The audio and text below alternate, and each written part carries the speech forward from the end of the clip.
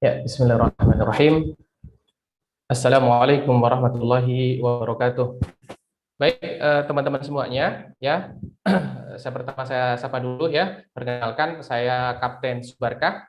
Insya Allah pada kesempatan pagi hari ini yang akan memandu teman-teman semuanya untuk belajar bersama dengan guru kita, the founder ya, Mas Ipo Santosa.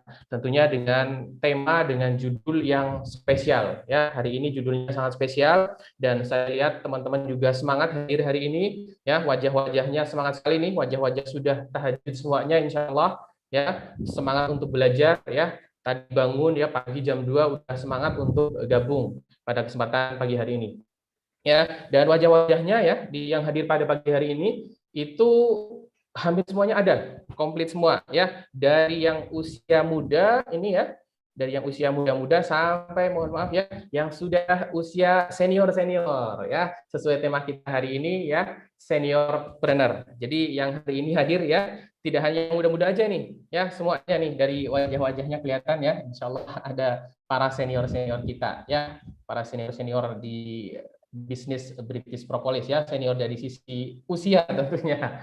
Oke teman-teman semuanya, ya pagi hari ini ya materi kita adalah seniorpreneur ya, dan ini kemarin hari Sabtu sudah sedikit disinggung oleh the founder juga ya tentang seniorpreneur ya, bahwa jadi pengusaha ya itu tidak mengenal usia insya Allah ya, untuk berprestasi, untuk berkarya ya, untuk bermanfaat itu tidak mengenal usia ya. Jadi tidak hanya muda-muda saja nih ya, yang sudah senior-senior, yang sudah pensiun ya, sudah usia-usia pensiun ya. Kalau bisnis ya, bedanya bisnis dengan bekerja itu ya. Kalau bekerja ya sebagai karyawan, sebagai pegawai ya, semakin tua usianya ya senior justru pensiun ya. Nah, kalau di BP ya, di bisnis tidak seperti itu. Justru semakin usia insya Allah semakin semangat juga ya, semakin ingin berprestasi juga ya, semakin ingin tambah manfaatnya juga, ingin berkarya juga ya. Karena apa? Karena mereka ya ketika terjun di bisnis ya, motivasinya bukan hanya sekedar bisnis.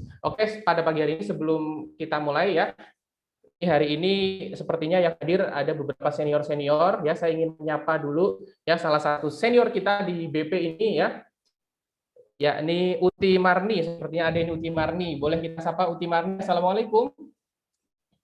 Waalaikumsalam warahmatullahi wabarakatuh, Kapten. Masya Allah. Uti Marni, sehat Uti? Gimana kabarnya? Alhamdulillah sehat. Oke, baik. Ya, teman-teman semuanya, ya kita lihat di hadapan kita ya, pagi-pagi jam 3 pagi, ya mungkin jam 2 beliau udah hadir ya di Zoom pagi-pagi seperti ini. Padahal kalau boleh dibilang ya, seusia beliau harusnya mungkin udah istirahat ya, bersantai-santai ya dengan anak cucunya gitu ya di rumah. Tapi beliau pagi-pagi udah semangat hadir. Nah, kita tanya beliau, Uti Marni, kalau boleh tahu usianya berapa Uti Marni? Alhamdulillah masuk 62 tahun. Masya Allah, 62 tahun, udah setengah abad lebih teman-teman. Ya, udah setengah abad lebih, 62 tahun, dan masih semangat menebar manfaat di BP. Ya, kalau boleh dibilang, Timari kan harusnya sudah usia pensiun nih, kalau bekerja atau sebagai pegawai, khususnya alhamdulillah juga memang sudah pensiun beliaunya.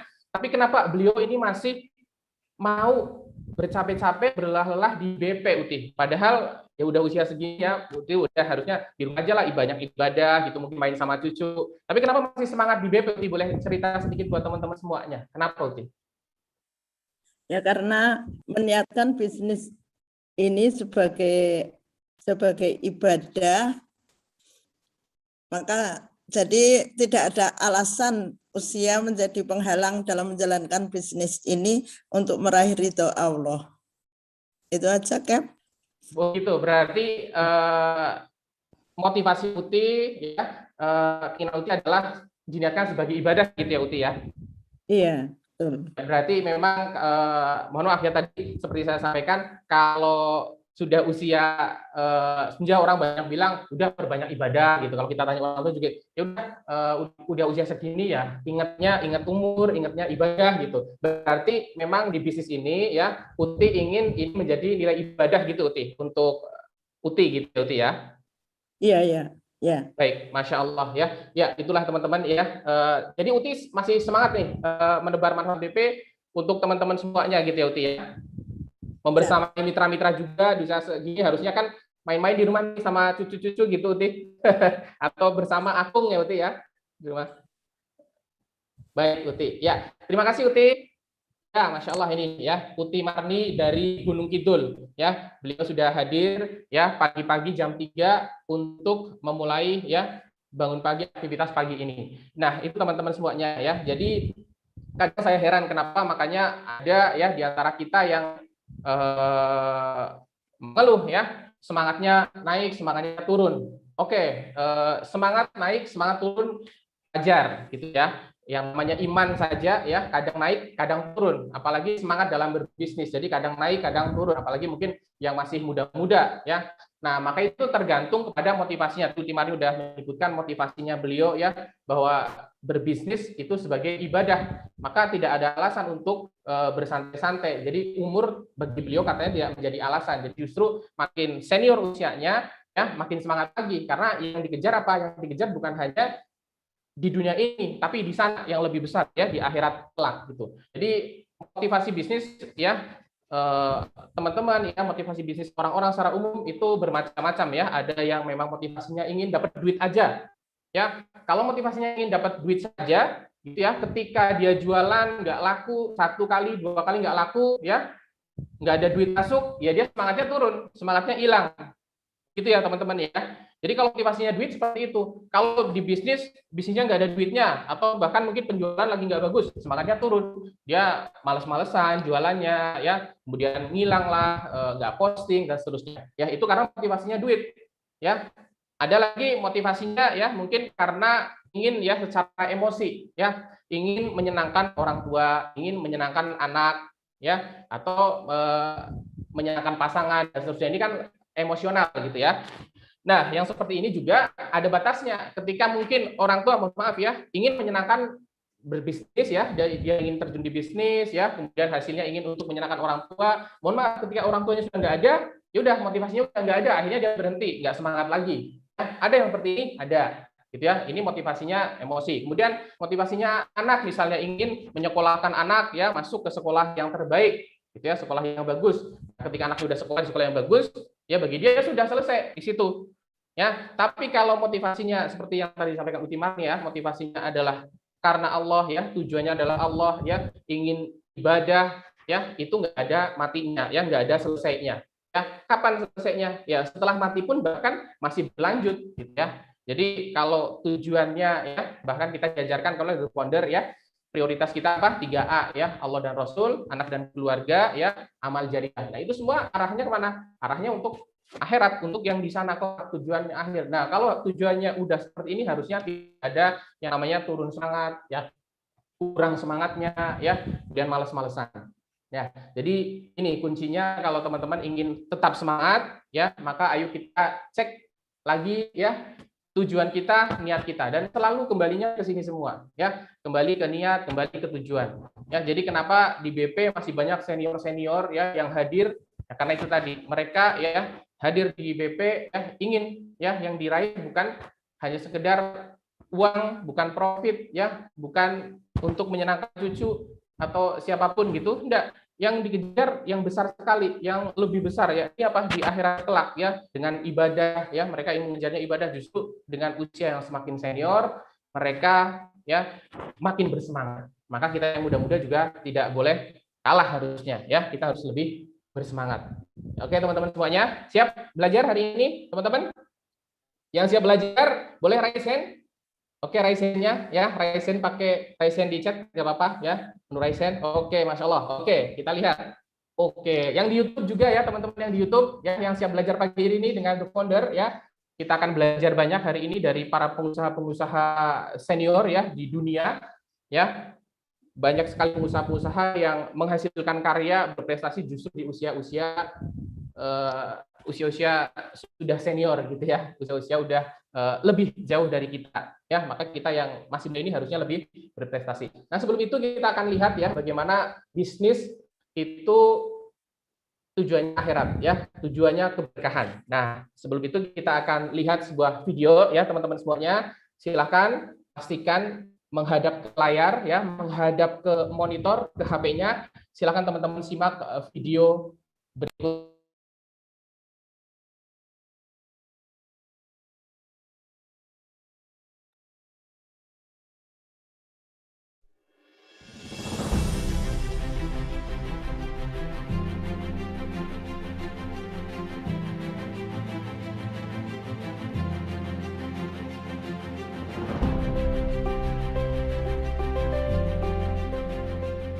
Rezeki dijamin Allah, tapi mesti ada usaha. Lepas dari hutang, diberikan kehidupan ekonomi yang baik, melalui jalur yang halal, diantaranya bergabung ke BP. Berkah selalu. Allahu Akbar.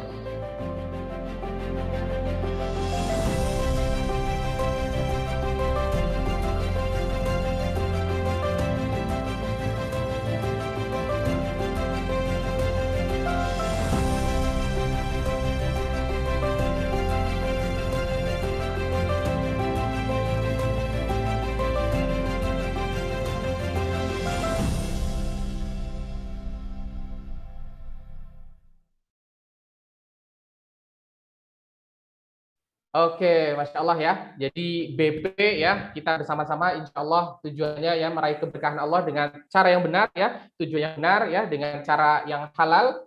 Insya Allah kita akan bersama-sama meraih keberkahan di BP. Alhamdulillah Mas Ipo Santosa sudah hadir di tengah-tengah kita pada kesempatan pagi hari ini juga ya. Mas Ipo sudah hadir di tengah-tengah kita. Assalamualaikum Mas Ipo. Assalamualaikum warahmatullahi wabarakatuh. Ya. Alhamdulillah kita sambut Mas Ipo Santosa. Silakan Mas Ipo. Ya, saya sapa ulang ya semuanya. Assalamualaikum warahmatullahi wabarakatuh. Ya, alhamdulillah. Allahumma sholli ala Muhammad wa ala Muhammad. Teman-teman yang di Zoom dan di YouTube, coba goyangkan kepalanya. Kalau mendengar suara saya dengan jelas, coba lebih kencang kepalanya, digerakin. Nah, itu masih ada yang belum goyang kepalanya. Yang mendengar suara saya dengan jelas, coba digerakkan kepalanya, digoyangkan kepalanya, boleh? Oke, ya, alhamdulillah. Ini temanya sangat khusus ya, pagi hari ini tentang seniorpreneur ya. Oke, kita tanyakan langsung slide yang pertama. Jadi, siapa yang dimaksud seniorpreneur ini ya? Orang-orang yang umurnya, kita anggap, umurnya 40 tahun ke atas, gitu ya. 40 tahun ke atas, dan ternyata contohnya banyak banget. Kalau yang benar-benar senior ya, yang benar-benar senior itu mungkin usianya 50-an ke atas ya. Tapi di BP kita start aja dari 40 tahun ke atas gitu. Ya. Oke, kita buka slide berikutnya. Saya mulai dari aspek kebahagiaan ya. Nanti kita lihat ya larinya kemana. Jadi menurut riset ya ternyata itu tingkat stres meningkat, tingkat kebahagiaan menurun dari waktu ke waktu. Ya. Dan kalau kita melihat indeks kebahagiaan negara-negara di dunia, ya, itu ternyata Indonesia berada di urutan 80-an di antara 149 negara yang disurvei. Ya, jadi kita nggak terlalu bahagia, tapi nggak terlalu sengsara lah di tengah-tengah gitu ya. Oke, kita buka lagi yang berikutnya. Nah, jadi semua pakar mengatakan bahwa kebahagiaan itu dimulai dari dalam, bukan dari luar. Dari luar artinya apa? Ya, misalnya dia punya mobil, baru bahagia, ya kan? Punya motor, baru bahagia. Renovasi dapur, baru bahagia. Nah, itu keliru kalau cara pikir seperti itu. Karena mobil, ya sesenang-senangnya mobil, ya paling banter 6 bulan. Habis itu berkurang lagi kan? Jadi kebahagiaan itu dimulai dari dalam, bukan dari luar. Kita buka lagi slide berikutnya.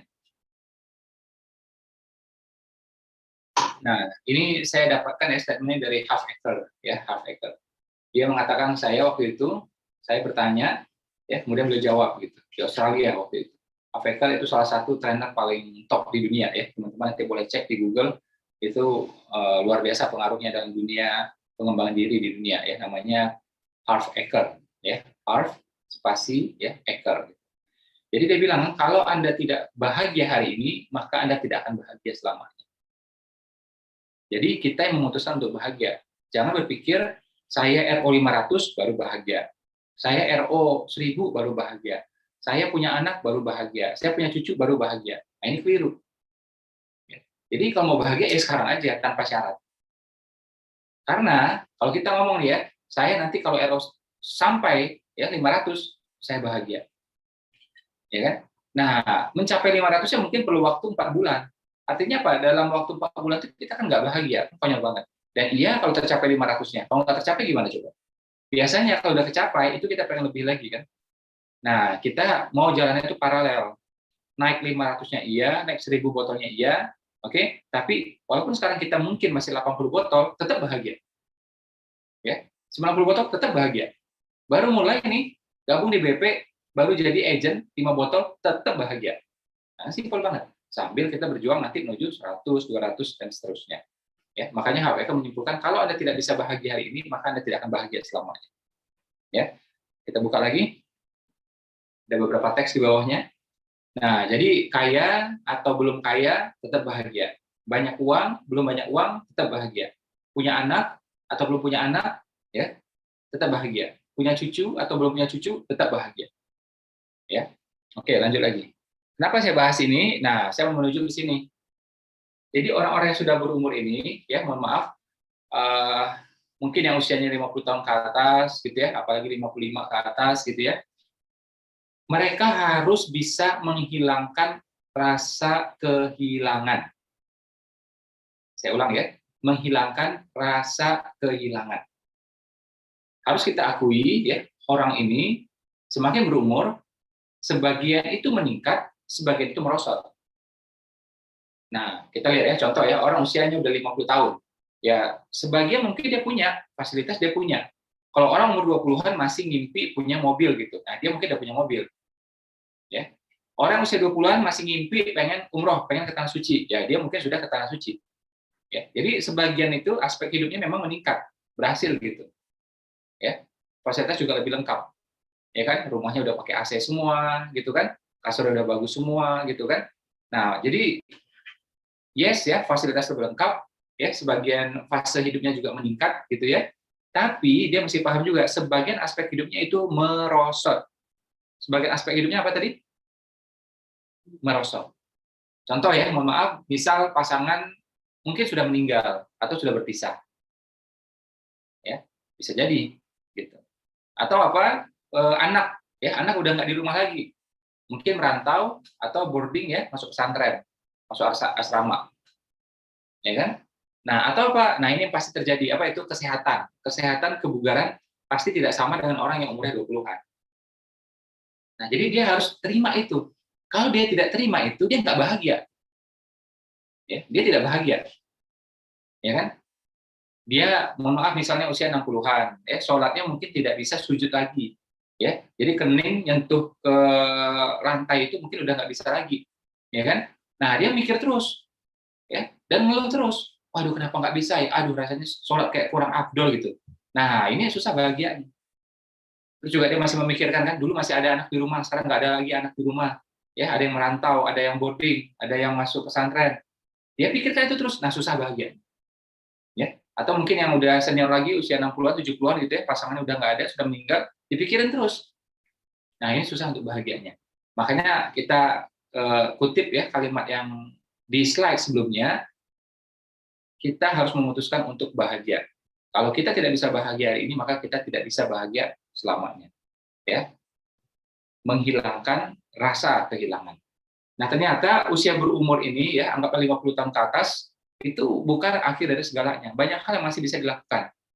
Kita lihat ya. Jadi umur ini masalah persepsi aja kadang-kadang. Belum tentu tepat juga gitu. Kita buka slide berikutnya. Ini saya tampilkan beberapa contoh ya. Mohon maaf, mereka yang disebut tua ya, tapi kaya manfaat. TTM, tua tapi manfaat. Ya.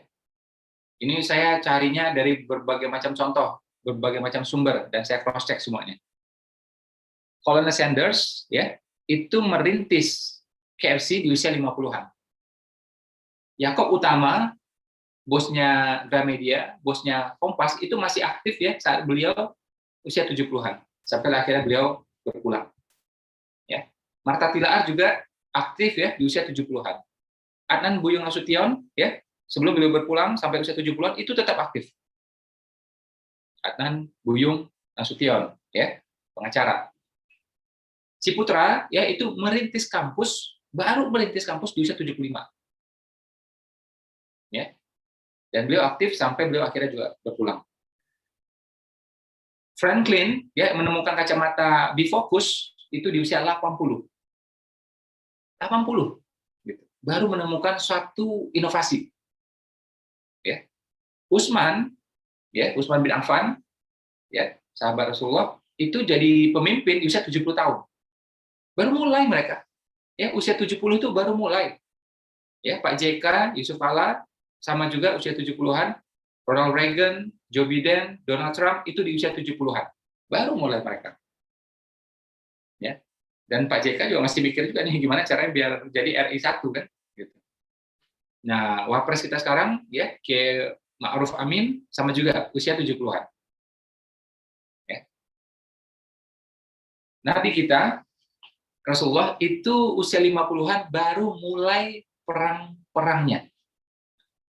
Ya, jadi kita sebutlah Badar, Uhud, Khandaq, Khaybar, gitu ya, Hunain, ya, itu usia 50-an, baru mulai itu. Ya. Nah, ada lagi bahkan ya perang yang sangat besar, ya jarang dibahas sama orang, perang Tabuk.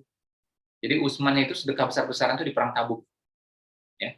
Jadi kenapa Utsman dibilang itu sebagai apa? Orang yang membeli surga 2 kali. Utsman membeli surga 2 kali. Nah, karena apa? Ada 2 peristiwa. Pertama, dia membeli mata air. Kedua, dia membiayai peristiwa Tabuk. Ya kan? Nah, pasukan Tabuk ini nggak main-main. Itu udah dari Romawi kan. Ya, mereka dari atas itu udah turun ke bawah. Udah sampai tuh di Tabuk. Tabuk itu sekitar atasnya Madinah itu. Kalau dibiarin, itu akan masuk ke Madinah. Makanya dicegat sama Nabi. Berangkat semua itu. Perjalanan ke sana 2 minggu. Ya, jadi perjalanannya itu ke sana 2 minggu. Nggak pakai pesawat, ya kan? Perjalanan darat padang pasir, 2 minggu untuk nyampe dari Madinah ke Tabuk.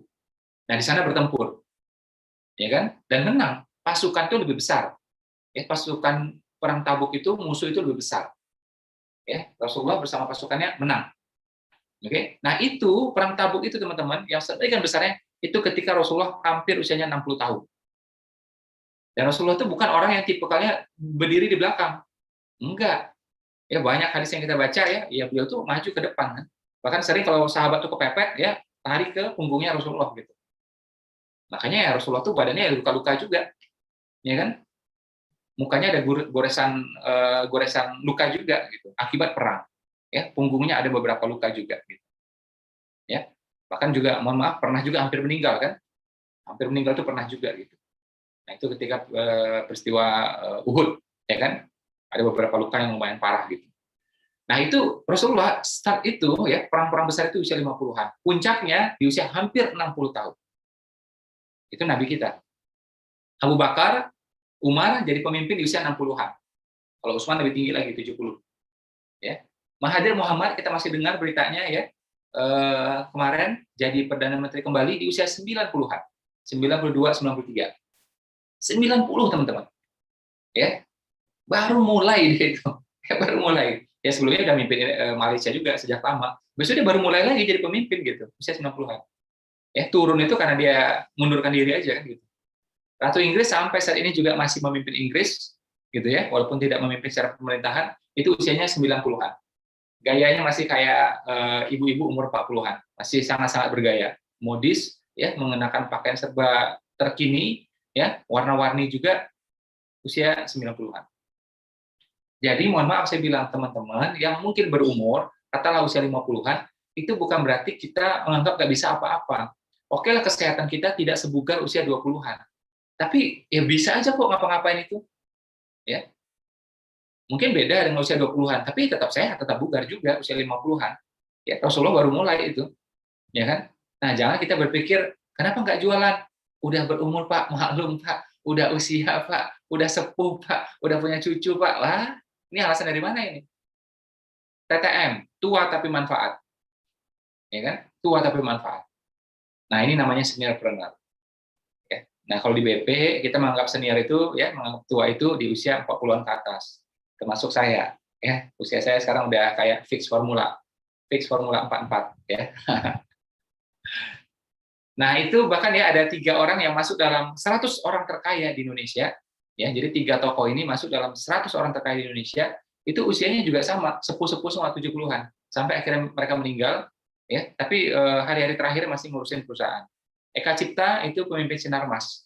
Ya, sampai beliau meninggal ya usia 70-an itu masih ngurus perusahaan. Ya. Aryo Sutanto itu bosnya Wings. Ya. Ada lagi Haryanto Wijaya, ya itu bosnya Sawit, Harita namanya. Nah, ini contoh-contoh yang sangat real di depan mata kita, bagaimana mereka, mohon maaf, berumur, sebut aja tua, tapi sangat-sangat dahsyat. Nah, kita tidak ada judulnya, ya, tidak ada judulnya yang mengatakan tua akhirnya nggak bisa ngapa-ngapain, tua cuma menikmati TV saja, menikmati kajian saja, nggak seperti itu. Ya, kita buka nih slide berikutnya. Jadi fitrah manusia, ya, fitrah manusia adalah apa? Bergerak. Dan itu disimbolkan dalam gerakan yang namanya tawaf, sa'i. Ya kan? Tawaf, sa'i, tawaf, sa'i. Memang bergerak. Ya, berhenti itu sebentar aja, habis itu bergerak lagi udah. Selesai tawaf, ya udah berhenti, minum air, sholat 2 rakaat, habis itu ya bergerak lagi. Ya kan? Nah, itu fitrahnya manusia. Nggak ada fitrah manusia itu diem aja. Malah sekarang itu apa? Sering penyakit itu muncul kalau kita diem. Ya kan? Kalau kita banyak gerak, itu nggak ada penyakit. Tapi kalau kita diem, banyak penyakit. Makanya disebutkan zaman sekarang adalah apa? Pembunuh nomor 1 apa? Kursi. Ya kan? Karena kita hobinya duduk terus, ya. Nah, itu pembunuh nomor 1. Makanya saya bilang sama istri kan, saya usahakan kalau tampil itu, saya minta tolong sama dia kan, tolong disiapin, saya maunya berdiri aja. Ya, maunya berdiri aja. Gitu. Karena kalau duduk terus, ini kurang sehat. Kemarin tuh kayak acara kita kan seminar berapa kali ya, saya lihat muka-muka teman-teman itu ya sejak pandemi itu agak ringkih saya lihat. Ya, jadi duduk 2 jam mukanya udah capek, ya kan? Nah, padahal gedung udah bagus, AC udah bagus, toilet cukup gitu kan. Duduk 2 jam udah capek gitu. Ya, karena nggak ini dia, nggak lincah kan, udah kebanyakan gitu. Jadi pas disuruh duduk lagi ya capek mukanya udah. Gitu. Nah, padahal dulu kita seminar 1 harian pagi sampai sore mah tenang-tenang aja gitu. Ya, bahkan di tempat yang lebih sempit gitu. Nah, kemarin kita cek beberapa kali itu tempat lebih lega, lebih lapang, ada AC, toilet cukup. Nah, siang tuh waduh mukanya udah nggak karu-karuan. Mukanya udah nggak karu-karuan itu. Itu efek pandemi gitu kan. Jadi kita nggak terlatih gitu. Ya, saya pun juga sama kan, misalnya jalan gitu kan, misalnya dari BSD Bekasi gitu ke Bogor gitu. Itu rasanya kayaknya aduh capek banget gitu ya, jauh banget rasanya ya gitu. Padahal dulu tuh ya perjalanan lebih jauh lagi gitu. Ya, jadi pandemi ini kita latih ya badan kita untuk bergerak ya, karena memang fitrah manusia itu bergerak. Manusia ditakdirkan untuk bergerak, untuk sa'i. Ya, kalau dia produktif, dia akan fit. Kalau dia pasif, dia akan misfit. Ya, nggak bugar gitu. Makanya Nabi Sulaiman walaupun sudah terkaya sedunia sepanjang sejarah, itu Allah masih perintahkan untuk bergerak. Ya. Makanya ada proyek, beliau ngawasi langsung, terjun langsung. Ya, ada proyek pembangunan tuh kan beliau tuh yang jadi kontraktornya. Ya, beliau yang langsung ngawasi di lapangan. Makanya beliau meninggal itu kan ya lagi di lapangan. Ya kan lagi mengawasi pembangunan. Ya, jadi pimpro itu beliau. Padahal udah jadi orang terkaya, tetap aja harus terjun. Lah, kebayang kalau orang kayak kita ini kan, kalau udah terkaya aja, dunia udah miliar, apalagi triliun gitu kan, ya nggak mungkin terjun lagi ke lapangan. Ya, suruh orang aja udah, malas kita terjun kan. Nah, tapi enggak, Nabi Sulaiman disuruh untuk kita aktif ya menggerakkan tangannya. Gitu. Bahkan meninggalnya pun lagi mengawasi proyek. Ya, itu Nabi Sulaiman. Lah kita siapa coba? Kita di kampung terkaya nggak kira-kira? Kagak. Di kompleks terkaya nggak? Kagak. Udah malas-malasan, wah ilmu dari mana itu? Ya. Nah, ini saya pengen tunjukkan ya, teman-teman perhatikan gambar itu baik-baik ya. Coba, gambar apa itu? Coba lihat.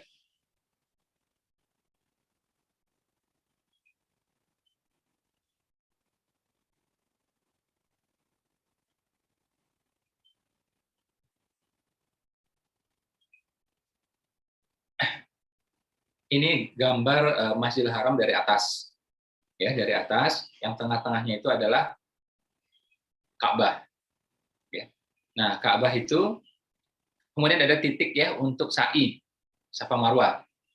Ya, Safa Marwah. Nah, menariknya ya, Jadi kalau teman-teman belajar ilmu kimia, ada nama itu sudut air. Ya, sudut air. Sudut air itu adalah 104,5 derajat. Ya, bukaannya itu 104,5 derajat. Ternyata kalau kita belajar sejarahnya juga gitu ya, bagaimana air yang kemudian ditemukan oleh Ismail ya, di kakinya Ismail ya, ditemukan oleh ibunya. Nah, itu titik air itu ya, kita bandingkan dengan Safa Marwa, itu sudut yang dibuka juga sama 104,5 derajat juga. Ya, jadi sama dengan sudut air, sama juga dengan sudut ya air Zam-Zam yang bersejarah itu ternyata. Ya, jadi istrinya Nabi Ibrahim bolak-balik ya mencari air, akhirnya dipertemukan dengan air. Berapa kali dia bolak-balik? 7 kali. Orang langsung nebak, ya. Oh, pasti ketemu airnya di mana? Di Safa. Kalau nggak di mana? Di Marwa. Kalau nggak di mana? Di antaranya. Semuanya salah. Bukan di Safa, bukan di Marwa, bukan di antaranya. Ya. Di kakinya Nabi Ismail. Arahnya tuh arah ke Ka'bah. Ya, makanya mata airnya Zam-Zam itu kan dekat Ka'bah itu memang. Ya. Kenapa air itu bisa akhirnya ketemu? Karena ya ini balik nih ilmu yang tadi nih, karena istrinya Nabi Ibrahim ini bolak-balik mencari air karena dia bergerak. Ya, jadi pas kali ketujuh dia bergerak, nah baru airnya ketemu, baru airnya keluar. Jadi rezeki kita ini akan keluar kalau apa? Ya kitanya sa'i. Ya, kadang-kadang tempat kita sa'i itu nggak dapat rezekinya. Di Safa nggak dapat, di Marwa nggak dapat, di antaranya nggak dapat. Tapi karena kita sa'i, rezekinya dipertemukan ke kita. Nah, tak tahu di kaki anaknya. Jadi rezeki anaknya, oh, alhamdulillah. Gitu.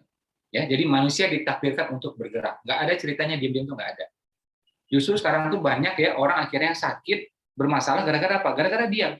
Jadi pensiun di rumah aja, ngurusin pohon, ngurusin tanaman, ya ngurusin kambing, ya kan ngurusin sayur, itu aja kurang geraknya. Dan kepalanya tuh nggak ada mikirin target, sakit malah. Padahal dulu di kantor kerja 20 tahun nggak sakit-sakit, jarang sakit. Kenapa pas diam sakit? Karena fitrah manusia itu memang bergerak, bukan diam. Gitu. Ya. Saya pelajari juga ya orang-orang yang stroke ya, itu justru kalau pengen sehat dia harus mengaktifkan malah. Dia harus memancing tangannya untuk bergerak, dia harus paksa gitu. Ya. Makanya terapi-terapinya disuruh gerak. Dipaksa gerak emang. Ya. Nah, makanya kalau kita diam terus ya lama-lama nggak baik itu kesehatan ya, bahkan juga untuk nyawa gitu. Ya. Itu ada penelitian di barat ya, mereka yang sering terbang perjalanan jauh ya, yang 9 jam, 10 jam, 12 jam gitu ya. Sering gitu, itu sangat berbahaya bagi kesehatan bahkan bisa kematian. Karena apa? Terbang sedemikian lama, sering-sering itu ya kita kurang gerak akhirnya. Ya. Nah, alhamdulillah kita jarang yang terbang kayak gitu kan. Ya sudahlah, berarti bersyukur gitu ya. Oke, lanjut lagi. Manusia ditakdirkan untuk bergerak ya, untuk sa'i, untuk tawaf gitu. Nah, kalau tawaf, kalau sa'i rezekinya keluar. Nggak bisa berdiam diri, nggak bisa. Ya, kita buka lagi nextnya. NATO misalnya ya, no activity, TV only. Karena udah berumur nonton TV aja terus. Ikatan Cinta, ya kan? Wah, habis itu ganti lagi Netflix gitu kan? Cari lagi tayangan apa? Nggak bisa. Cuma nonton tuh National Geographic terus, nggak bisa, nggak kuat manusia. Ya, NATO, no activity, TV only, nggak bisa. Walaupun sudah berumur tuh nggak cocok. Atau apa? NACO, no activity, chat only, balas-balas grup WA. Ya kan, ada grup kajian lah, grup reuni lah, macam-macam semuanya. Ya kan? Grupnya macam-macam lah. Kalau saya sebut nanti jadinya gibah entar. Banyak banget soalnya. Ya kan? Nah, terus ada lagi apa? NABO, no activity, baby only. Ngurusin cucu terus, nggak bisa. Ketemu cucu seneng. Ya kan? Sekali-sekali juga kita ganti pampersnya seneng. Sekali kita main sama dia senang, tapi selalu sepanjang hari bertahun-tahun ngurusin cucu aja nggak cocok juga. Nggak ada fitrahnya. Nggak ada sahabat yang hidupnya kayak gitu tuh nggak ada. Cari kalau ada. Ya, sahabat cuma apa tuh ngurusin cucu aja nggak ada. Bukan fitrahnya emang. Ya kan? Nah, jadi ini juga ya kita mesti pahamkan pada anak-anak kita, anak itu dia yang ngurus. Jangan sampai dia oper lagi ke orang tuanya, ya ke kakek neneknya. Nggak tepat itu. Nggak ada hadisnya, nggak ada sunahnya. Dan secara parenting itu tidak tepat. Carilah kalau nggak percaya. Silakan cari literatur ya tentang itu. Nggak benar itu. Kalau sesekali boleh, sementara boleh, tapi terus menerus nggak boleh itu. Kecuali memang ada faktor yang lain, meninggal orang tuanya, ya mau gimana lagi, ya kan? Nah, tapi kalau nggak ada faktor-faktor yang khusus gitu, jangan dilakukan. Ya, jadi jangan ngurusin cucu full time, nggak benar itu, nggak sehat itu. Ya, no activity baby only, nabo. Ya, atau apa? No activity worship only, pengajian terus gitu, pengajian terus dari yang Zoom sampai offline, ya ikuti semuanya. Nggak cocok juga, bukan fitrahnya manusia juga. Ya, pengajian sering boleh, boleh. Ya, tapi kalau kebanyakan selalu sepanjang hari nggak sehat juga. Kapan prakteknya ngaji terus? Ya, dan memang nggak sehat gitu terusnya, nggak sehat gitu. Atau ada lagi kadang-kadang yang mohon maaf gila olahraga, ya naso, no activity sport only, olahraga terus, treadmill, sambung sepeda, sepedanya dilipat, bisa dibuka lagi, dilipat, dibuka lagi, gitu kan? Nah, malah jalannya cuma situ-situ aja gitu kan? Tapi karena sepedanya enak dilipat-lipat, ya makanya dilipat-lipat terus sama dia, senang gitu ngelipat, buka, ngelipat, buka, ngelipat, buka gitu, ya kayak setrika baju aja, ya kan? Jadi sport terus nggak bisa juga. Memang kita perlu beraktivitas yang sifatnya juga produktif. Jadi saran saya, mohon maaf bagi teman-teman yang misalnya udah agak senior gitu ya. Kenapa tadi tokoh-tokoh tadi sangat-sangat bugar? Ya, mohon maaf, kita abaikan dulu lah agamanya apa, kita abaikan dulu ideologinya apa. Ya, seperti Joe Biden, Donald Trump, ya, Pak JK, oke? Atau misalnya teladan kita Utsman bin Affan, ya, atau contoh yang lain lagi Anand Budi Nasution, ya, Martha Tilaar, Yakob Utama. Kenapa mereka masih bugar gitu? Karena otaknya diisi dengan sesuatu yang produktif. Ada mikirin targetnya. Kalau belum bisa, atau kalau nggak bisa tinggi-tinggi banget targetnya nggak apa-apa. Tapi otak itu memang dilatih untuk kerja terus dia. Makanya mereka bugar aja.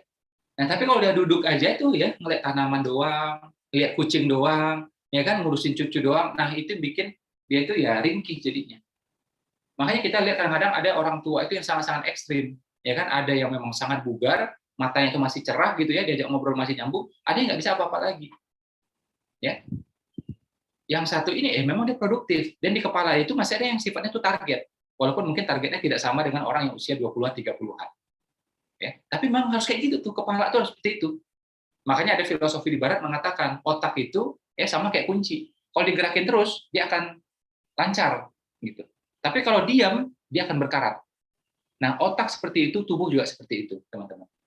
Ya, mitra BP berapapun umurnya, entah 18 tahun, entah 70 tahun atau tadi yang 80 tahun, ya, harus bergerak semuanya, harus aktif semua. Ya. Ini untuk kesehatan kita, ya, dan muslim juga dianjurkan apa? Untuk bermanfaat. Nggak boleh hidup terus sekedar jalani hari demi hari aja, nggak boleh. Ya, duduk di kursi aja tuh nggak sehat, nggak benar. Ya. NATO, naco, nabo, nawo, naso, nggak ada itu di BP, insya Allah. Ya, di tempat lain mungkin ada, di sini nggak ada. Nah, jadi dengan cara pikir seperti ini, kita tahu bahwa ternyata, usia 50-an itu justru baru mulai. Rasulullah itu baru memulai kegiatan fisiknya yang terbesar. Apa itu? Ya, perang. Penuh resiko, coba. Ya. Yang paling tinggi, yang paling gede adalah peristiwa Tabuk. Ya, berangkat 14 hari ya untuk menuju daerah Tabuk itu. Ya, makanya kalau teman-teman pernah umroh, kayak saya itu pernah ke Taif, ya kan? Nah, Mekah, Madinah, Taif itu kita pergi masih, ya. Taif itu kalau kita upayakan masih bisa, tapi jarang orang yang sampai ke Tabuk. Kenapa? Tabuk emang jauh.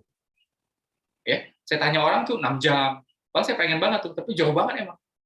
Waduh, kalau jauh gitu mah repot juga kan, karena kita ya bersama rombongan soalnya. Tapi kalau Taif itu banyak yang pergi.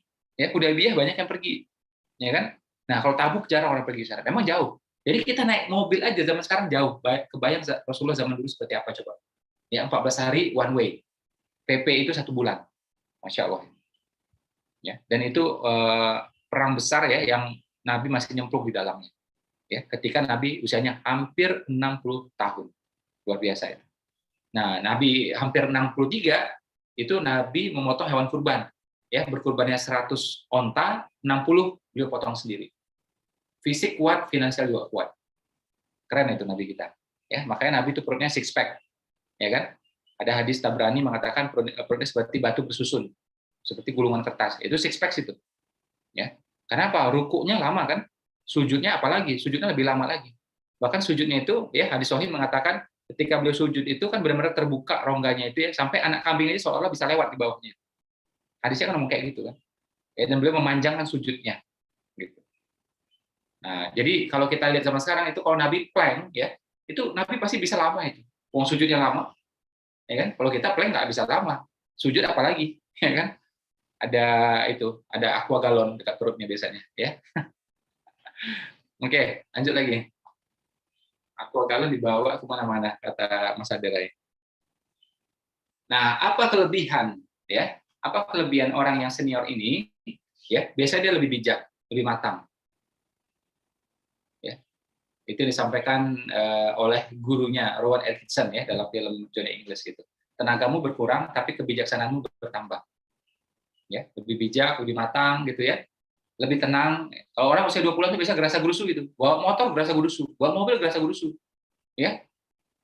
Apa aja gerasa gerusu gitu. Dan usianya kalau udah kalau yang belum matang itu ya, yang usia 20-an 30-an itu capek sedikit pamer. Jadi bijaksana itu nggak ada. Ya, eksis, narsis, pamer gitu kan. Nah, itu tuh. Jadi pengen diakui gitu. Nah, kayak gitulah. Kalau senior biasanya dia lebih tenang, biasanya juga lebih sabar. Ya. Lebih sabar ini maksud saya adalah aspek-aspek yang sifatnya duniawi biasanya dia sudah berkurang gitu. Jadi ini contoh ya, kayak saya juga dulu usia 20-an, 30-an itu pengen makan apa aja tuh pengen gitu, cobain gitu kan. Dan pas makan tuh banyak gitu. Nah, sekarang tuh udah males. Andai kata dimakan pun ya nggak banyak-banyak banget gitu. Padahal usia saya baru 40-an gitu. Nah, saya kebayang usia 60-an ya pasti lebihnya lagi gitu. Ya kan?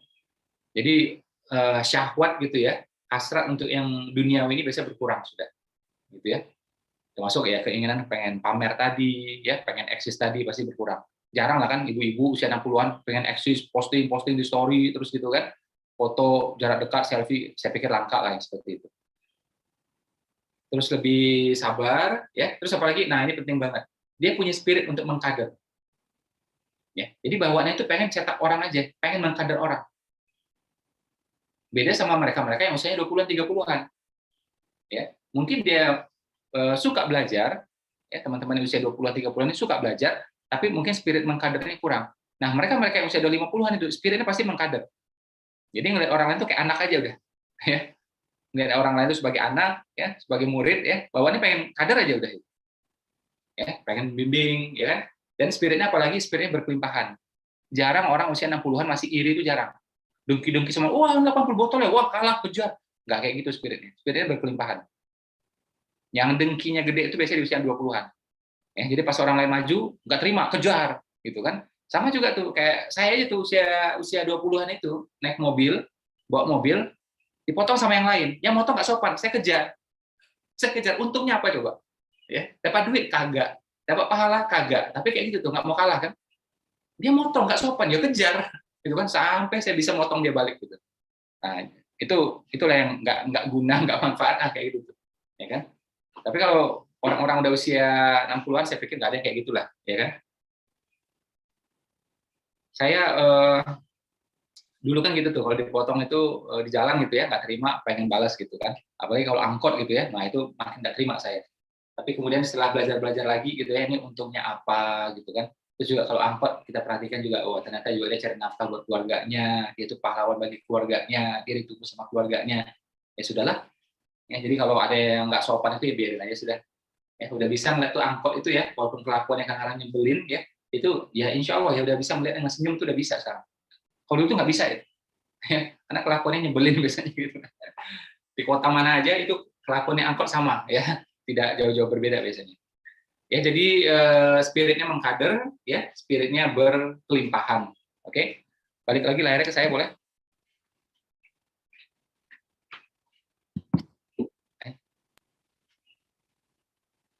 Nah, jadi teman-teman yang misalnya usianya 50-an gitu ya, saya pikir ya tidak ada excuse ya, tidak ada alasan bahwa kita untuk kurang produktif, kurang aktif, tidak ada alasan sama sekali, gitu kan? Mungkin dari aspek fisik kita berkurang ya dibanding kita ketika usia 20-an.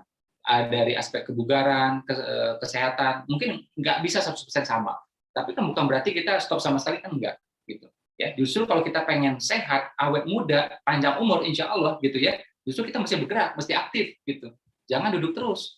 Jangan ngurusin hal-hal yang misalnya yang memang udah statis. Ya. Hal-hal sudah statis kita urus, itu nggak ada manfaat yang besar. Ya. Tanaman kita rapikan terus, Lah nggak diurus ya nggak apa-apa kok. Bahasa kasar kayak gitu loh. Jangan itu terus diurusin tiap hari. Ya, jadi badan ini mesti digerakkan, otak pun juga mesti dipikirkan ya, mesti memikirkan something yang produktif gitu.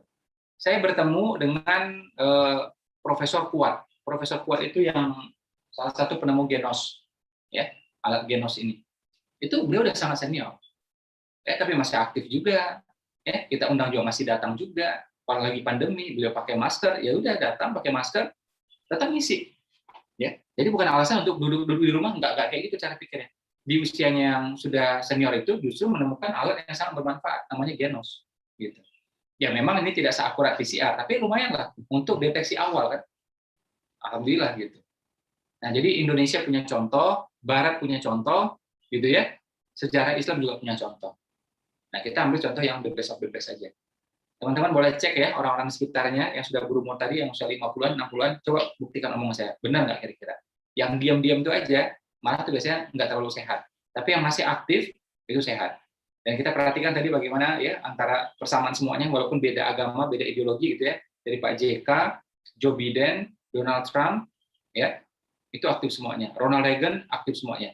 Yakob Utama aktif semuanya, sampai beliau meninggal. Ya, Anand Buyung Nasution, yang Mertatilaar itu aktif semuanya. Bahkan kalau Mahathir Muhammad itu ya, dia memang kan makannya sedikit tuh. Ya, makanya usia dia 90 tahun, tapi perutnya itu kan masih rata. Jalan naik tangga masih bisa ya, tanpa pegangan tuh masih bisa dia. Usia 90-an. Ya kan? Nah, itu beliau memang melatih ya fisiknya dan otaknya. Jadi pagi-pagi itu, koran itu ya, beliau baca. Beliau masih suka koran itu yang masih ada fisiknya.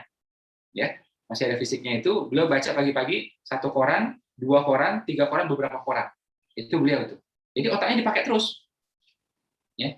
Kalau nggak dipakai, ya ini otaknya gampang berkarat ya, persis kayak kunci. Harus digerakkan terus, dia bermanfaat, bisa membuka banyak hal. Tapi kalau diam aja dia berkarat. Otak digerakkan, badan juga digerakkan. Ya, saya tidak mendorong teman-teman untuk menjadi hantu olahraga, tidak. Tapi tolong bergerak memang. Makanya di beberapa grup kadang-kadang saya kasih contoh ya, saya bergerak gitu. Walaupun lagi pandemi ini nggak bisa kemana-mana, ya saya bergerak juga. Treadmill misalnya, atau keliling kompleks boleh juga. Atau yang teman-teman suka sepedaan silakan juga gitu. Yang penting protokolnya tolong dijaga gitu. Ya, fitrahnya manusia itu bergerak walaupun kaya sekalipun, ya. Oke, kita buka lagi slide yang tadi. Ya. Nggak ada yang namanya nabo, nacho ya, nawo dan seterusnya. Nah, sekarang kita masuk aspek yang lain. Lanjut.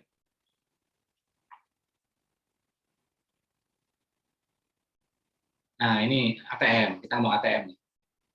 Yang pengen isi rekeningnya, isi ATM-nya bertambah, coba ngacung tangannya, coba. Nah, ini rahasianya nih, 3 rahasia ATM. Baca dulu.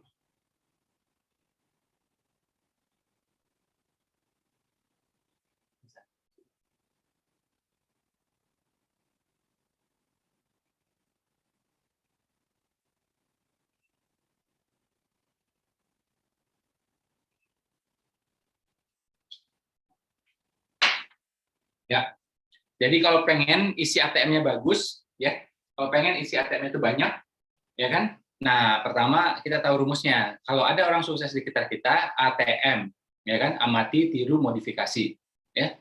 Bahkan, ya ini kan langkah awal. Setelah ATM apa? Asus, ya kan? Nah, ATM dulu gitu. Setelah itu baru Asus gitu. ATM yang berikutnya adalah apa? Nah, ini yang konsisten kita lakukan. Keluar. Apa itu ATM? Aktif tambah mitra. Jangan diam aja. Ya, Pak James Bui dulu udah bilang bahwa lead dan prospek itu seperti darah. Kalau kurang lead-nya, kurang prospeknya, ya lesu. Kalau benar-benar kurang, ya mati. Ya, lead dan prospek itu darah dalam bisnis. Ya kan? Nah, jadi emang cari terus. Kita misalnya nih alhamdulillah udah stabil gitu, misalnya 250 botol misalnya. Ya alhamdulillah, tapi cari mitra terus. Tapi saya udah cukup, Pak. Saya 250 botol saya udah bisa hidup, Pak. Ya, anak saya udah bisa sekolah, ya, saya udah bisa ganti AC, saya udah bisa renovasi dapur, udah bisa beli kasur. Kamu memang cukup. Tapi sudah kamu gimana? Apa mau gitu-gitu aja? Apa sudah lunas biaya hajimu? Apa sudah lunas biaya umrohmu? Ya kan? Nah, banyak kan yang perlu kita beres sekarang gitu. Segala yang berlebihan itu nggak baik, kecuali duit, ya. Nah, jadi kalau duit itu berlebihan nggak apa-apa, ya. Jadi apapun yang berlebihan itu nggak baik, kecuali 2 hal, duit dan amal. Boleh berlebihan, nggak apa-apa. Oke, jadi aktif tambah mitra ya. Lead itu kayak mirip-mirip database ya, tapi bisa di follow up gitu. Nah itu lead ya. Kalau sudah mulai merespon, nah itu prospek. Dua-dua ini masih ada terus, lead prospek, lead prospek. Mau bikin keluar ya untuk orang luar boleh, ya kan, aktif di sosial media silakan ya, atau kita misalnya like ya, komen ya di account orang lain silakan, ya kan, atau pakai WhatsApp marketing silakan ya, atau kita mau beriklan silakan, pokoknya harus dapatin lead sebanyak-banyaknya, prospek sebanyak-banyaknya. Aktif tambah mitra ya, berapapun pencapaian kita sekarang ya. Nah, nanti udah terpenuhi itu gaya apa ini, kebutuhan hidup kita, jangan dibanyakin gayanya. Kebutuhan hidup ini penuhi, bukan gaya hidup. Nah, sudah terpenuhi kebutuhan hidupnya ini, sedekah yang kita banyakin. Jadi kalau kita mau bergaya pun, gaya itu disedekah. Ya, gaya itu disedekah. BP ini kalau sedekahnya gaya-gaya semua, sedekah mobil, kan gaya. Orang bulan puasa sedekahnya takjil, kita sedekah mobil, ya kan? Nah, itu. Jadi yang digayain itu sedekahnya.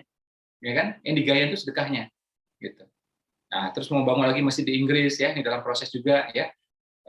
Teman-teman, silakan pelajari ya. Mungkin kan bertanya, bukan mungkin ya, ada juga beberapa yang nanya ke saya, itu masjid kapan jadinya? Kapan jadinya? Pembangunan masjid, teman-teman, di negara maju itu tidak pernah sebentar, tidak pernah sebentar. Silakan, saya kan ikut galang dana untuk di masjid Tokyo, ya, di masjid di Texas, di mana-mana, teman-teman. Oke, itu saya melihat ya yang di Jepang itu belasan tahun, ya. Nah, yang di Amerika itu juga lama itu. Ya. Waktu itu aja saya bolak-balik aja tuh 4 kali ngurusin itu, galang dana terus gitu kan. Nah, ke sana gitu. Korea juga sama, ya. Bahkan terakhir itu yang Korea itu sampai saya pulang tuh belum selesai juga gitu. Nah, insya Allah kita nggak akan selama itu, ya, kita nggak akan selama itu. Yang mudah-mudahan tahun depan itu udah bisa inilah ya. Jadi pertama memang uangnya itu banyak, ya, bisa belasan miliar, ya, itu satu hal. Kedua, memang perizinannya tidak semudah Indonesia. Kita punya uang, beli gedung, belum tentu bisa langsung jadi masjid, belum tentu. Panjang dan lama urusannya. Ya. Nah, jadi ini bukan soal masjid aja, tapi memang semua rumah ibadah di sana. Ya, semua rumah ibadah. Ya, kecuali memang tempat itu sudah rumah ibadah, nah itu gampang. Tapi kalau belum ada, kita adain, itu nggak gampang. Ya, ada persetujuan masyarakat sekitar, ya, persetujuan dari pihak berwenang, gitu kan. Nah, nanti sudah berjalan pun dicek lagi, ada nggak masyarakat yang keberatan, gitu ya. Panjang itu. Dan itu speakernya juga nggak bisa keluar, speakernya hanya boleh ke dalam. Kalau sampai speakernya keluar, itu pasti akan ditutup juga itu. Ya. Terus ketika kita nanti beraktivitas, ya, mengganggu orang nggak? Kalau mengganggu orang bisa ditutup lagi tuh. Ya, jadi kayak kita nih, sholat Jumat di Indonesia biasa tuh meluber sampai ke jalan, ya kan? Itu polisi nggak akan ada berani melarang itu, ya kan? Nggak ada yang berani itu pasti, ya kan? Dibiarin aja sudah. Meluber sampai ke jalan, nutup jalan udah dibiarin aja. Nah, kalau di sana nggak boleh, teman-teman. Ya, itu kalau kayak gitu nih ya dibubarin udah, ditutup tuh izinnya, ya dicabut tuh izinnya. Ya, jadi yang Inggris ini dalam proses ya, kayak kemarin saya terima lagi draft MOU yang terakhir, ya saya lagi pelajari juga gitu. Tapi insya Allah kita jalan terus ya. Nah, yang agak dekat itu insya Allah nanti yang pesantren Anahal ini insya Allah ya. Saya udah nego beberapa tanah insya Allah. Jadi aktif tambah mitra ya, ATM. Nah, kalau ATM yang pertama dilakukan, ATM yang kedua dilakukan, insya Allah ATM ketiga ini terpenuhi, terisi, ya, rekening kita, ya kan? Kalau nggak mau ngisi dari mana, nambah dari mana coba? Ya. Dan teman-teman, kalau melihat hasil, jangan mudah terpana, jangan mudah terpesona. Kalaupun mau terpesona, terpesonalah pada proses. Pada apa? Nah, ini prinsip ATM yang pertama. Jadi ada orang, ya, ada mitra BP ini, ya, mungkin pencapaiannya bagus, 500 botol, 500 botol, 500 botol gitu. Nah, jangan terpesona pada 500-nya, tapi terpesonalah pada prosesnya. Nah, kalau di BP namanya ini adalah ITP. Kalau ITP kita lakukan sama dengan nanti TOP, ya, top, entar hasilnya gitu. Ya kan? Ngezoomnya berapa kali? Ya kan? Bikin keluarnya berapa kali? Ya kan? Nah, kayak kemarin tuh salah satu leader gitu ya, selama 2 hari bikin ya kelas Zoom sampai 21 kali. Ya, 2 hari bikin kelas Zoom ya 21 kali. Diisi itu semua waktunya, produktif. Ya kan? Nah, jadi jangan terpesona pada hasil. Ya. Kalaupun kita mau terpesona, terpesonalah pada prosesnya. Nah, ini bikin kita akhirnya belajar gitu. Ya kan? Oke. Boleh buka slide yang berikutnya?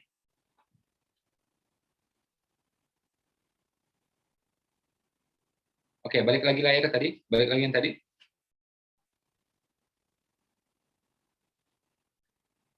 Ya, ATM ini ya, teman-teman. Oke, balik lagi layar ke saya. Jadi kalau teman-teman mengalami sesuatu yang bolong, ya tanda petik ya bolongnya ya. Contoh gini, sekarang ini kita udah banyak yang bolong nih. Contohnya apa? Kita nggak bisa kopdar. Secara umum kita nggak bisa kopdar. Secara umum, ya walaupun mungkin kota-kota tertentu bisa, tapi kalau yang di Jawa saya sarankan nggak usah aja dulu, ya kan? Nah secara umum kita nggak bisa kopdar. Ini udah bolong luar biasa teman-teman, ya kan?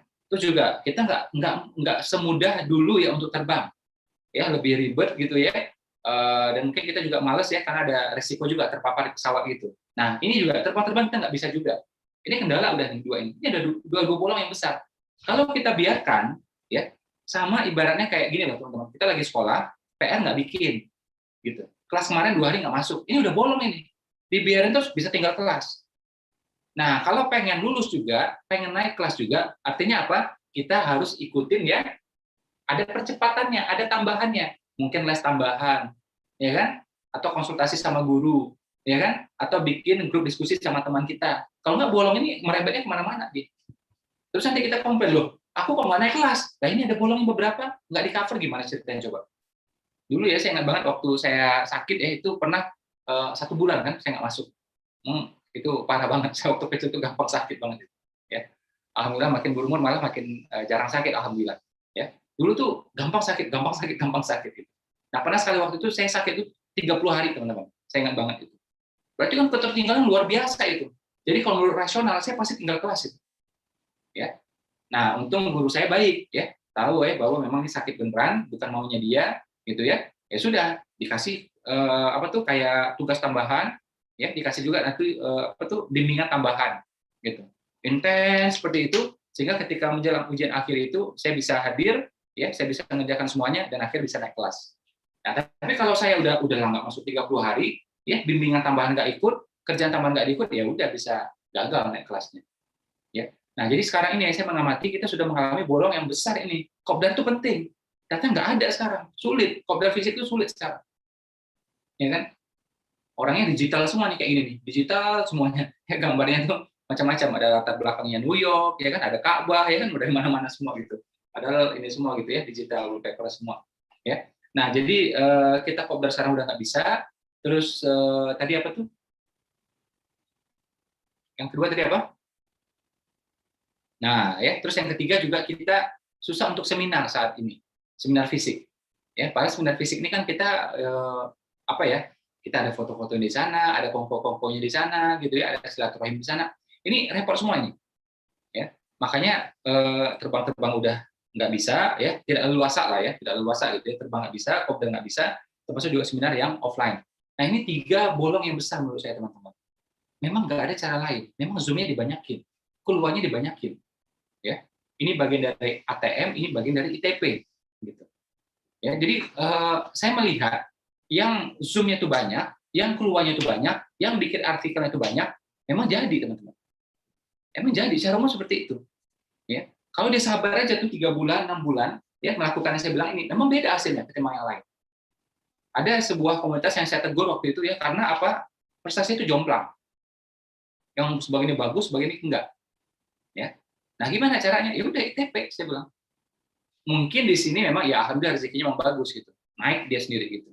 Tapi ini kalau mau ngejar, mau pakai apa lagi coba? Ya kan? Ya ITP sudah. Bagaimana tanda petik ya kejar-kejaran ITP-nya, kalah-kalahan ITP-nya, menang-menangan ITP-nya gitu.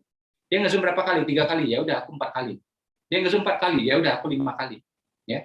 Dia pakai keluar nggak? Oh, dia nggak pakai keluar, ya udah aku pakai keluar. Nah, ini dilakukan selama 6 bulan, termasuk juga bikin artikel, ya termasuk bikin IG live gitu ya. Aktif komen di akun orang lain juga gitu ya. Karena begitu kita komen nama kita muncul, kita bisa saling kenal sama orang lain gitu. Nah, akhirnya setelah 6 bulan nih pencapaian agak-agak mirip jadinya. Ya, memang kuncinya ITP, teman-teman. Termasuk juga ITP dari segi amal. Dari segi apa? Amal. Ya, tahajudnya, duhanya, zikirnya, istighfarnya, ya, semuanya ITP. Sampai akhirnya nanti teman-teman memahami Kalau kita pengen break the record the hasil, kita harus break the record the proses. Saya ulang ya, karena penting. Kalau kita pengen break the record ya untuk urusan hasil, berarti kita harus break the record dari segi proses. Oh, selama ini aku nge-Zoom 3 kali, pecah rekor 5 kali.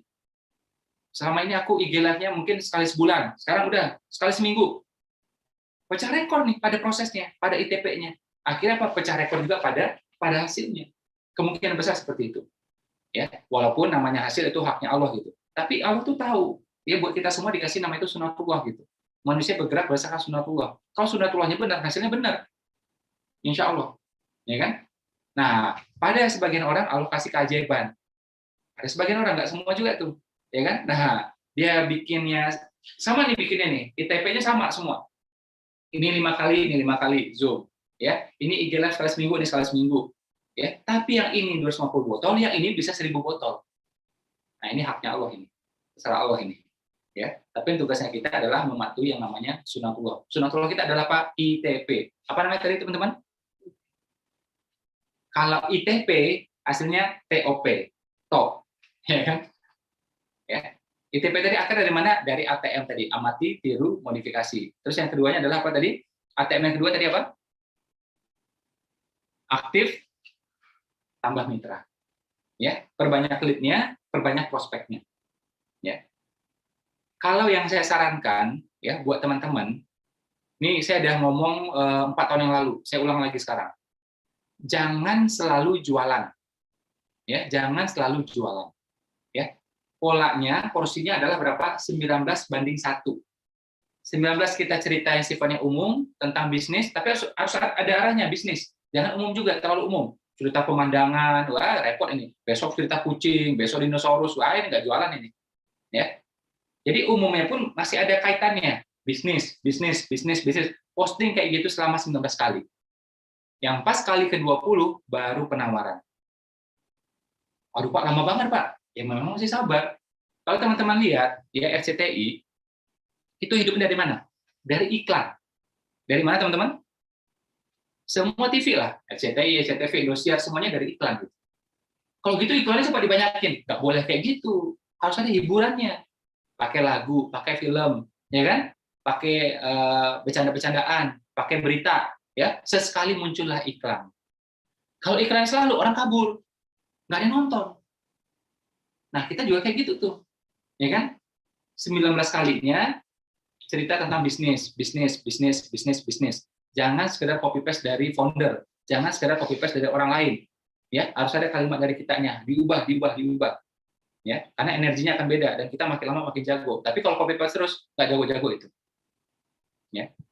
Kayak itu sebagian antara teman-teman ya suka repost tulisan saya. Saya sih senang-senang aja. Tapi kalau teman-teman kayak gitu terus nggak maju-maju entar. Dan orang akhirnya apa? Begitu mau bermitra nanti carinya saya, bukan dia. Rugi itu saya bilang. Hati-hati itu. Ya kan? Repost lalu saya, repost tentang saya gitu. Ya kan? Berarti kan saya terusnya muncul. Ketika orang pengen bermitra, ya dia DM-nya ke saya. Bukan ke teman-teman. Makanya inspirasinya boleh dari saya, boleh dari mentor yang lain, tapi pakai kalimat kita sendiri. Ya. Nah, sanad ilmunya kita sampaikan. Menurut mentor saya, menurut leader saya, itu nggak apa-apa. Itu boleh, itu sanad ilmu disampaikan. Gitu. Ya. Nah, jadi mulai ya latih bikin tulisan sendiri, teman-teman. Saya, ini memang udah satu hal yang keren, teman-teman ya. Kita kalau dibandingkan bisnis yang lain, ya itu kan kayak pagi nih ya, kita kan posting tuh di Instagram, di Facebook. Kalau lihat komen-komennya mitra BP itu memang beda banget sama orang lain. Komen mitra BP itu panjang-panjang, bagus-bagus, kalimatnya bermutu, masih oke lah dibaca. Orang lain paling banter apa? Amin, oke, yes, semangat, udah gitu doang, selesai. Kasih jempol, kasih tanda tepuk tangan, ya kata amin, udah selesai. Mitra BP ngomong amin iya, ngomong semangat iya, tapi kalimatnya lumayan. Nah, emang kayak gitu tuh. Nah, kayak gitu yang dilatih terus. Ya, dan komen itu kan nanti bisa dipakai berkali-kali. Kita sudah komen, ya, kemudian kita bisa jadi itu bahan status juga. Bisa. Jadi feed kita bisa juga.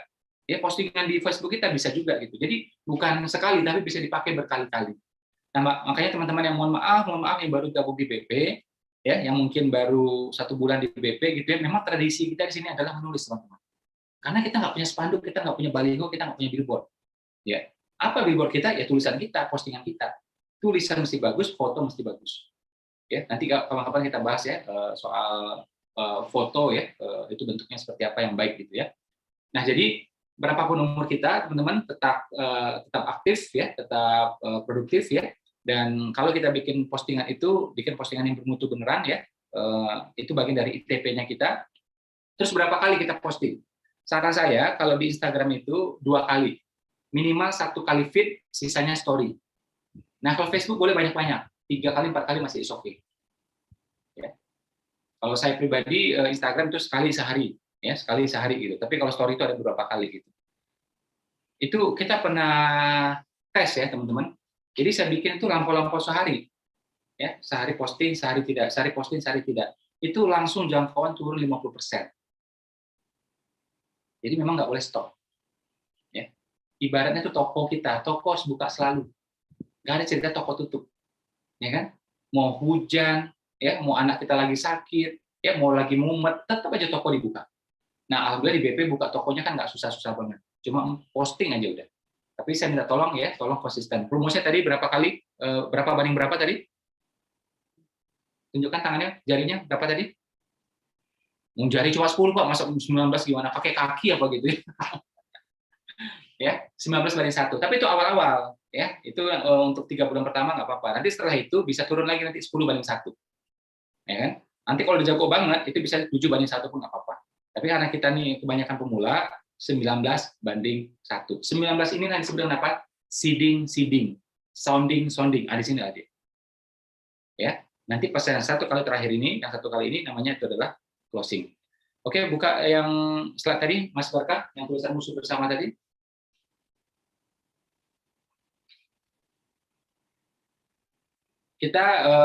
Saya udah posting ya di Instagram, di Facebook ya. Judulnya, artikelnya musuh bersama, common enemy.